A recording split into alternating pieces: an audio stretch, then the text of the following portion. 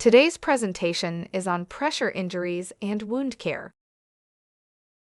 The objectives for today's presentation are to report the whys and hows of the pressure injuries that occur in older adults. Some pressure ulcers are unavoidable. We want to describe how to prevent pressure injuries, and finally, what are the treatment strategies?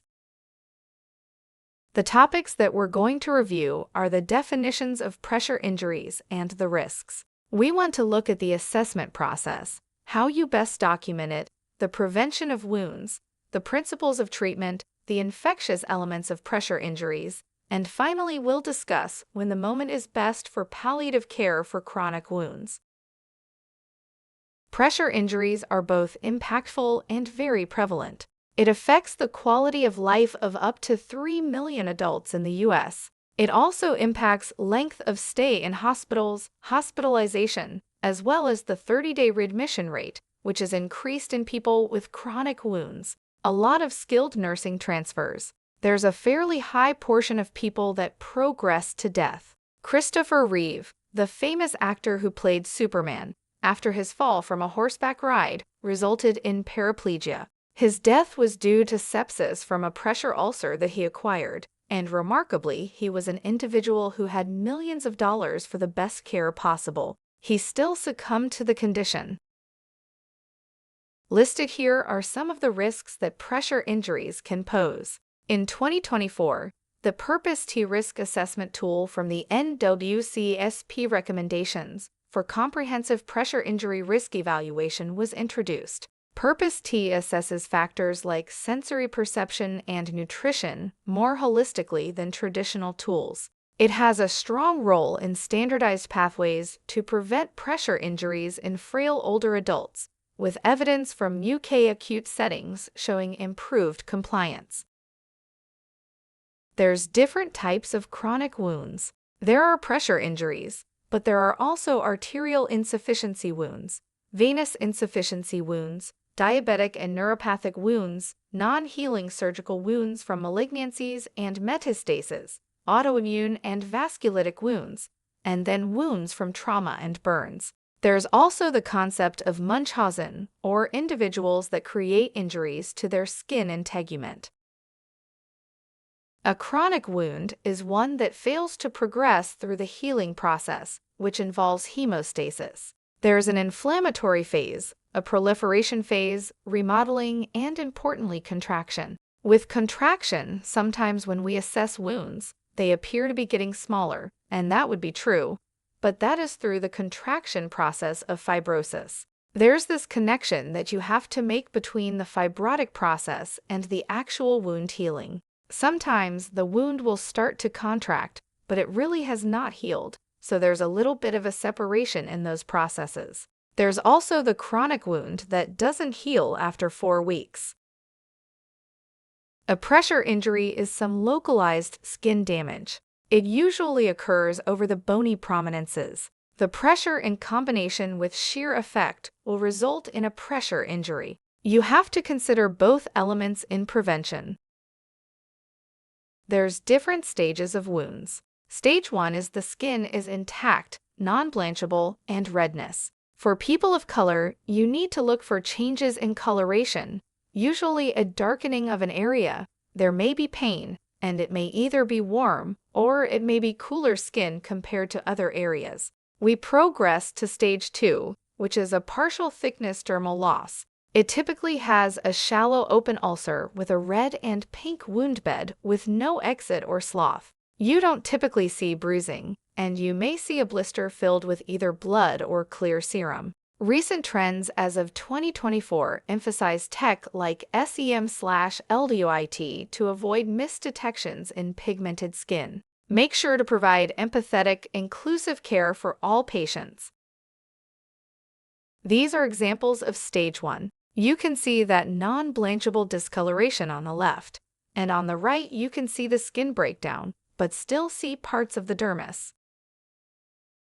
Stage 3 is more progressive. It's a full-thickness tissue loss. You may see some fat, tissue, bone, tendon, or muscle. There's a lot of slough, and also what we call a biofilm, which is best described as a slimy goo. you may find some undermining and tunneling. That would be discovered by probing with a sterile Q-tip swab. The depth will vary, but again, it's a full-thickness tissue loss. Stage 4 is down to bone. You'll find undermining and tunneling. It's very similar to Stage 3, but obviously more progressive. Stage 3. Full thickness in Stage 4. You can kind of see the undermining and the position. Finally, there's the unstageable full-thickness loss. There's a lot of slough and scab on that. So, basically an eschar. You can't stage it because you don't know how deep it is. There's this big clot or scab on top of it. Importantly, leave any heel eschar alone. If you see a gangrenous and eschar area on the heel, in the old days they used to be debrided, and that was a real catastrophe, so just leave those alone. This is deep tissue injury. This can occur from impact wounds, whether they be like a high air pressure versus a fall or an object falling on somebody. You'll see a pearish or maroon area of intact skin and/or a blood-filled blister. Typically, the area is painful, firm, and it may feel a little mushy or boggy. The temperature may change. It may either be warm or cooler, but there will be some delineated differences in the tissue. Eventually, this area may progress and become covered with a thin scab. The evolution may be rapid and eventually unfold or unearth multiple layers of tissue, depending upon the depth of the injury. It's kind of like a Stage 4 injury, but sort of masked in the beginning. It's not always clear and is a tough one to look at, particularly with falls, because you know you're going to see bruising. That clearly is deep tissue injury, and the question is whether it progresses into a pressure ulcer. On the left, we see an unstageable pressure ulcer with a heel eschar. On the right, we see a purple vicious deep tissue injury. The general approach to individuals with both risk and that have a pressure ulcer is to evaluate the individual conditions and their risk factors. Are they malnourished? Are they able to move around and get about? Are they bed-bound or wheelchair-bound? Define and implement the interventions that are consistent with those needs and goals within the recognized standards of practice. It's a clue to the answers. The standard of practice is not always established on randomized control trials. For instance, the turning every 2 hours is not really a randomized control trial. This is just some number that developed into a standard of care or standard of practice without any real evidence that it's the right amount of time for somebody that's bedbound to be turned on a regular basis. The important point here is that the individual will be monitored and evaluated to see if the interventions are working. Of course, a lot of the interventions take many days to weeks. A lot of times you don't know which way you're progressing, whether the wound is going to get worse or better, based upon your approaches. That's always the caveat. The duration of before you decide that your treatment is a success or a failure.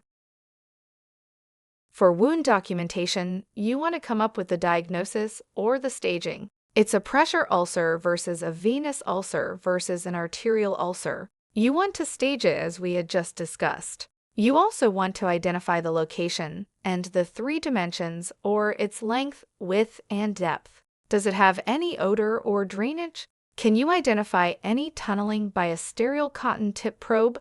Notice the character of the wound bed. Does it have slough? Is there serial sanguineous exudate? Is there any purulent material? Look at the margins surrounding the skin. Are they clean? Are they macerated? Look for edema. There's edema around the wound itself, but also generalized edema. Is the entire leg emetist or not? Do they have lymphedema?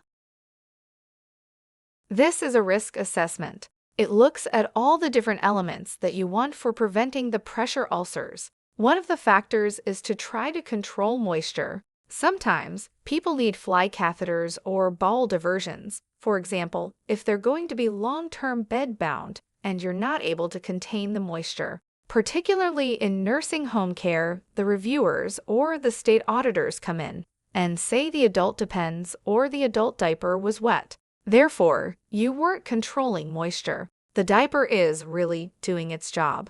It's wicking the moisture away from the patient.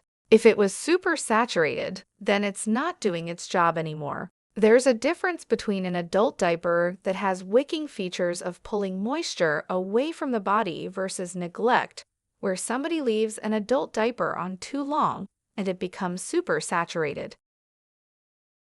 The risk factors for ulceration are inflammation of the skin or a dermatitis. These are all internal or intrinsic risk factors. Edema is a really big factor. If you have swelling, whether it be the heart failure or lymphedema, you've got compromised skin that can break down very easily. Obviously, low arterial blood supply is going to increase the risk for an ulcer. I think most of us recognize the fact mobility is, by far, the biggest cause of skin ulceration. Also, long-term steroid use can thin the skin and cause breakdown. One of the final points is the nutritional compromise. These are people that lose a lot of body fat because they're malnourished or undernourished. They're sedentary, bed-bound, or wheelchair-bound. A lot of patients are prominently chair-bound or wheelchair-bound. They will watch TV with their feet extended out, and then they get softening of the heels. They get unstageable pressure ulcers on their heels as a consequence. Some of the intrinsic factors that we need to talk about were mentioned earlier about the friction and shear effect medical devices can cause pressure ulcers if left on too long. Never forget the importance of moisture and also pressure in the process of creating ulcers.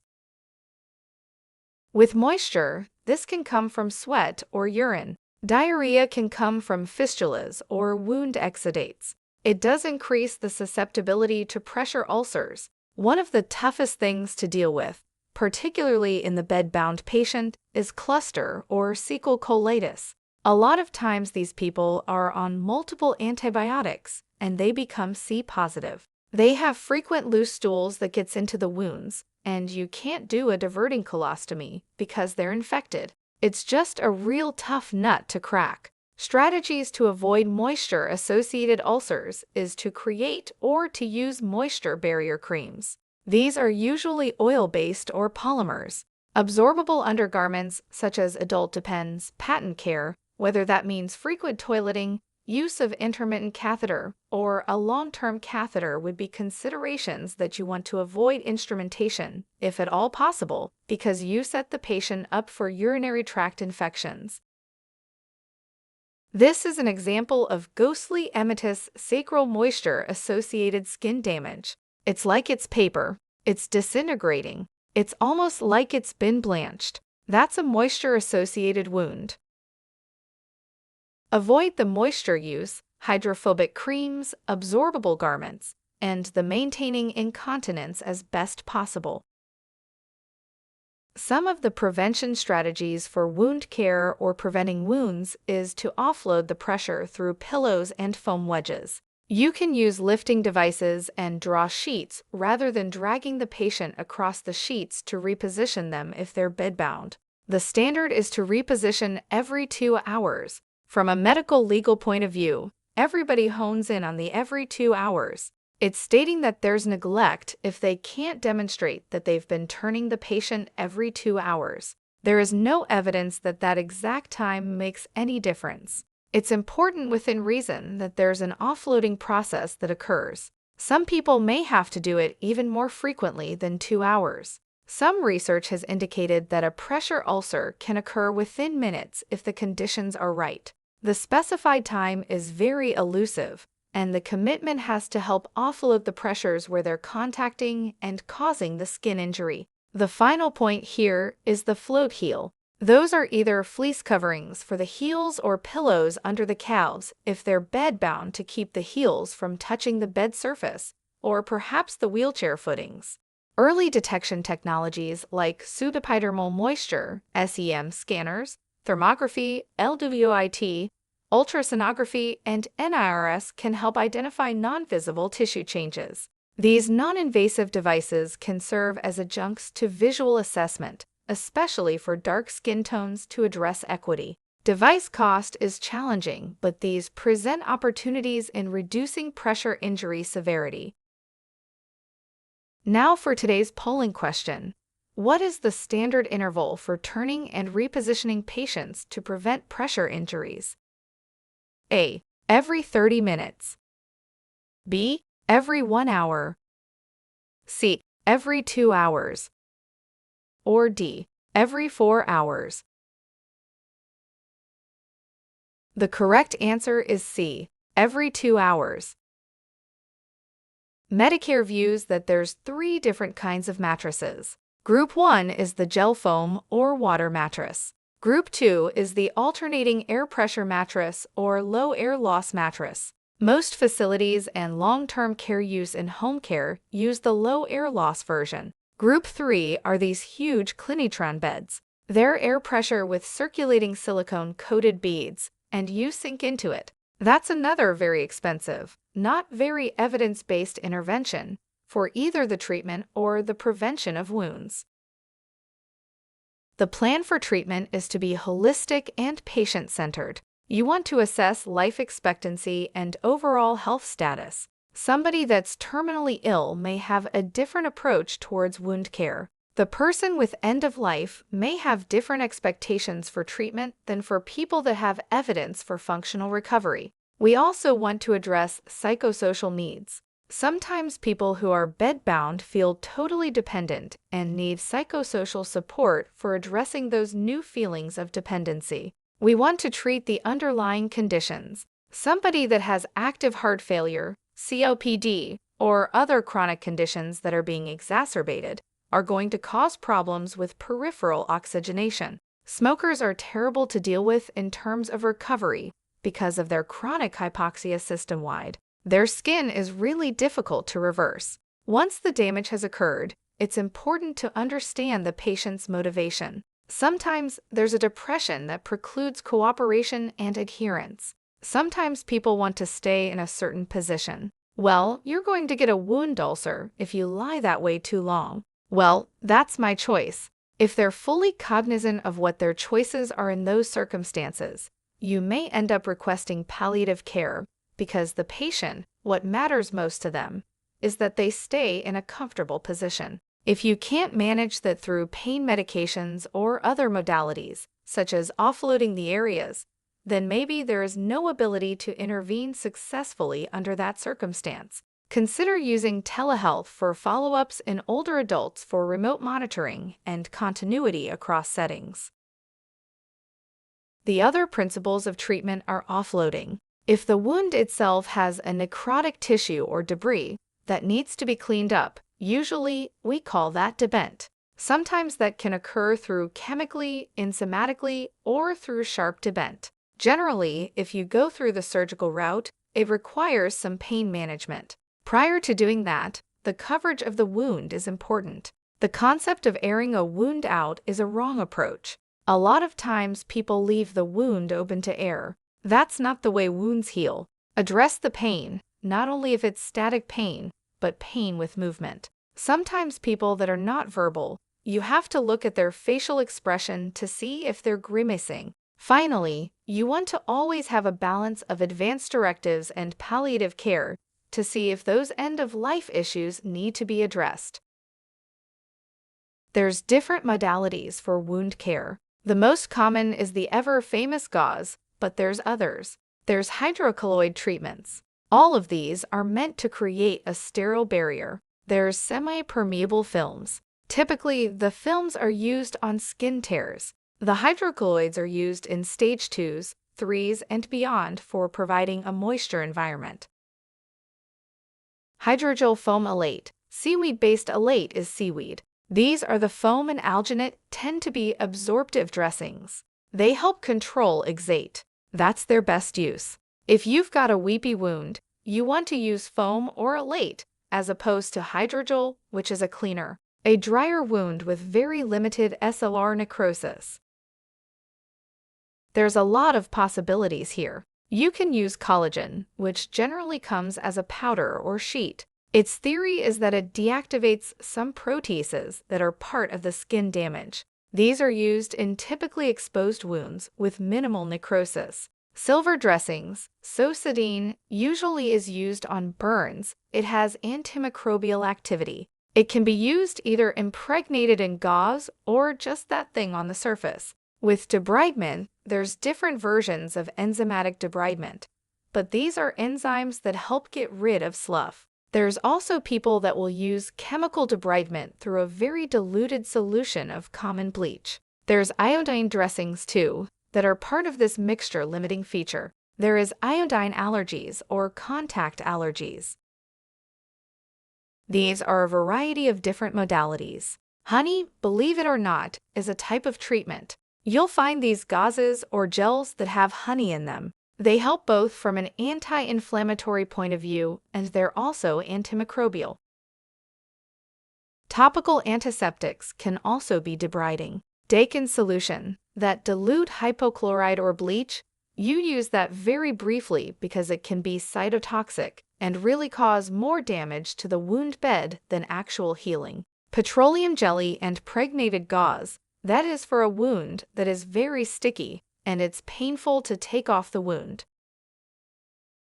A bunch of things have been tried. There's electrical stimulation. There's some ultrasound negative pressure. You'll see those wound vacs, hyperbaric oxygen, and all of these have very limited evidence that's convincing that they really accelerate the process or not. If you talk to people who are advocates for these, a lot of wound programs will have you know the wound vac. It's like a suction cup that you put on intermittent suction on the wound. The theory is not really well-founded. There's others who are very strong advocates for wound vac therapy. With nutrition in older adults, it's important to have 1.5 grams of protein per kilogram daily. That amounts to around 80 to 90 grams per day. That's 3 high-protein bars per day. You might be able to get your protein through regular meals, but probably not so much for most older adults, particularly for vegetarians or vegan-forward diets. It's really important that they get their protein through legumes, hummus, peas, oats, or quinoa.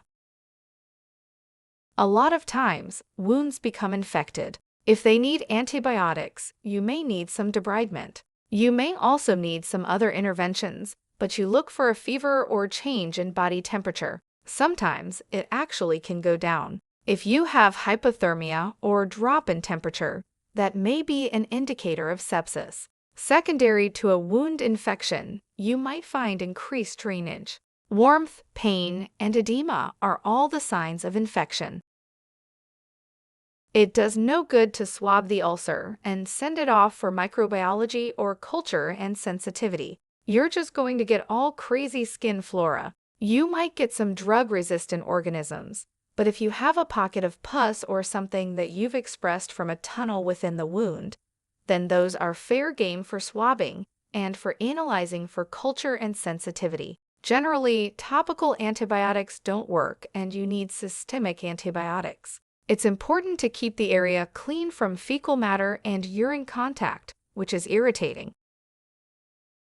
With palliative care, these are individuals that might be considered for transitioning to comfort care rather than curative care. Based upon poor nutritional status, they may have inadequate perfusion because they have advanced heart or lung disease. They may have multi-system organ failure and a variety of other things that result in not being long for the earth. For those that are interested in mnemonics, you can use the word special. You want to stabilize the wound, prevent new wounds, eliminate odor, control the pain, infection prophylaxis, or keep the area clean. Use absorbent wound dressings for open wounds and lessen or reduce dressing changes. That's a general mnemonic that you can apply. In summary, older adults are at high risk for developing skin ulcers for a variety of reasons. One being, they have multiple chronic conditions. Their skin thins with aging, and they have a lot of falls. We try to avoid falls, but once you're over the age of 75, you have a 1 in 2 chance of falling. Pressure injuries can result in serious harm and death. Those are important considerations. Both risk assessment and risk factor intervention are really the key factors. Is the person bed-bound? Is the person wheelchair-bound? If so, what's your intervention? What's your schedule of getting up and offloading? The operative word is offloading pressure. the other ancillary factors, such as nutrition and so forth. The final point is that many wounds that we encounter, particularly in people that have long-standing chronic conditions and frailty or disability, those wounds are not going to heal. Palliative care oftentimes is the better choice of intervention. We have a 75-year-old male who fell off of a 6-foot ladder. 5 hours passed before he was found. He was still on the ground and had a fractured right femur, which the hospital repaired. The admitting nurse documents a purplish area in the sacral coccygeal area, and the skin is intact. The discoloration is non-blanching, and it's symmetric. How would you classify the skin injury? Would it be A, deep tissue injury, B, stage 1, C, stage 2, or D, stage 3? The correct answer is A, deep tissue injury.